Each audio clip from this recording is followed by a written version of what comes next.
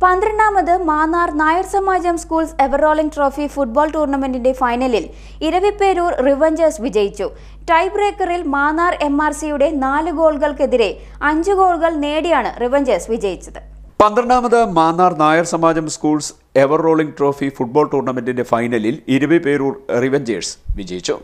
Tie ബ്രേക്കറിൽ Mannar MRCയുടെ 4 ഗോളുകൾക്കെതിരെ 5 ഗോളുകൾ നേടിയാണ് റിവഞ്ചേഴ്സ് വിജയിച്ചത്. മത്സരത്തിൽ ഇരു ടീമുകളും 3 ഗോളുകൾ വീതം നേടി സമനിലയിലെത്തി. തുടർന്നാണ് ടൈ ബ്രേക്കറിലേക്ക് നീങ്ങിയത്. മത്സര വിജയികൾക്ക് മന്ത്രി സജി ചെറിയാൻ ട്രോഫികൾ സമ്മാനിച്ചു. ഇന്നലകളിൽ നമ്മുടെ ചെറുപ്പക്കാർക്ക് ഉണ്ടായിരുന്ന അല്ലെങ്കിൽ അതിലേക്ക് എത്താനുള്ള സാഹചര്യങ്ങൾ ഓരോ വർഷം ഇതിൽ കുറഞ്ഞു വരികയാണ്. അതുകൊണ്ടാണ് പഞ്ചായത്തിൽ ഒരു സ്റ്റേഡിയം വേണമെന്ന് നമ്മൾ തീരുമാനിച്ച് അതിനുള്ള പ്രവർത്തനം ആരംഭിച്ചത്.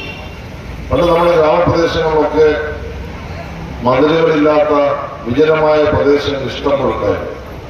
നമ്മുടെ നാട്ടിൽ നമ്മുടെ കുട്ടികൾ എപ്പോഴും നാടൻ പന്ത് കളിയും അല്ലെങ്കിൽ കുറ്റിക്കോട് കളിയും അല്ലെങ്കിൽ വട്ടുകളിയും ഏതെങ്കിലും കളികളിൽ സജീവമായിരുന്നു നമ്മുടെ ചെറുപ്പക്കാരെല്ലാവരും. ഇപ്പം നമ്മുടെ ചെറുപ്പക്കാരുടെ മുമ്പിൽ എല്ലാ ഫേസ്ബുക്കും ട്വിറ്ററും അല്ലെങ്കിൽ വാട്സപ്പും അല്ലാത്ത യാതൊരു കളികളും നമ്മുടെ മുമ്പിൽ ഇല്ല എന്ന വസ്തുത. അത്തരമൊരു സാഹചര്യത്തിൽ കലാരംഗത്തും കായിക രംഗത്തും വായനാ രംഗത്തും നല്ല തരത്തിൽ നമ്മുടെ കുഞ്ഞുങ്ങളെ കൊണ്ടുവരാനുള്ള ബോധപൂർവമായ ഇടപെടി ശ്രമങ്ങൾ നമ്മൾ നടത്തേണ്ടതാണ്. ഇപ്പൊ നമ്മുടെ മണ്ണിൽ തന്നെ സ്റ്റേഡിയങ്ങളുടെ ഒരു കുറവ് വളരെ പ്രധാനപ്പെട്ടതാണ്. ഇത് പരിഹരിക്കാനുള്ള നല്ല ഇടപെടി നമ്മൾ നടത്തുന്നു. ഇപ്പൊ മാന്നാറിൽ തന്നെ ഒരു നല്ല കോർട്ടിന്റെ പണി പുരോഗതി കൈവരിച്ചുകൊണ്ടിരിക്കുന്നു.